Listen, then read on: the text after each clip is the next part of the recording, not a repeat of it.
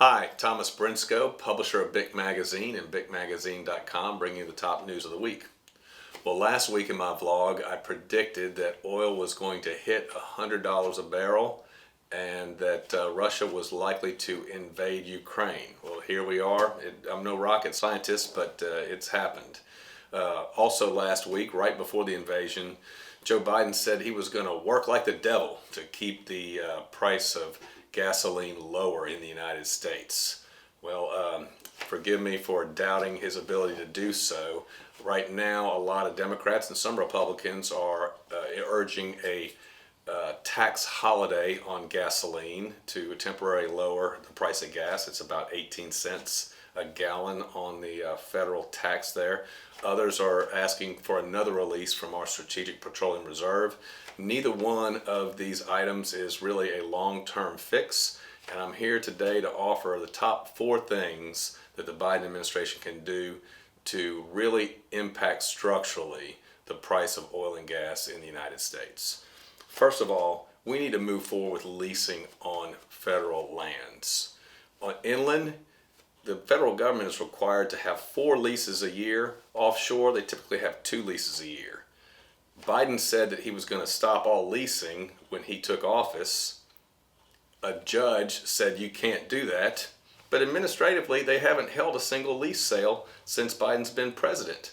Offshore, they've held a couple.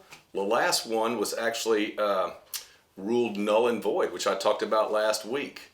Biden should hold these lease sales, and he should join Louisiana and other Gulf Coast states in appealing this judge's ruling, eliminating the validity of the last offshore sale. This would give offshore drillers and inland drillers more confidence in our government and their ability to grow their business. Number 2, we need to approve the Keystone XL pipeline. It's not too late to approve this. Doing so would create a lot of jobs. It would increase the trade between Canada and the United States, reducing our dependence on OPEC and Russia for oil.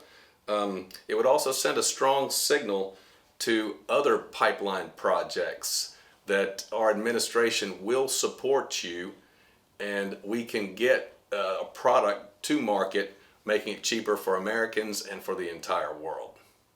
Number 3, Biden should support a modernization of the National Environmental Policy Act. Now, this is the federal legislation that requires an environmental analysis before any infrastructure is built.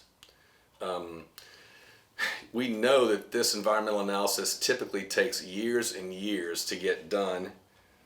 So whether it's a bridge, a road, or energy infrastructure, you could really lower the cost and expedite more energy structure being built in the United States that would help get product to market. While you're at it, number 4 is a broader one, but I think perhaps the most important is we just need to stop this administration's regulatory overreach. Whether it's the Interior Department, the EPA, the SEC, other agencies, they're all moving forward aggressively with regulations that really meant to make American oil and gas more expensive. It's part of a Green New Deal. If we can make oil and gas more expensive, it makes renewables look cheaper by comparison, but we're bringing everybody down to an average. Let's just simply halt this massive new regulation that's being churned out that's meant to slow American production.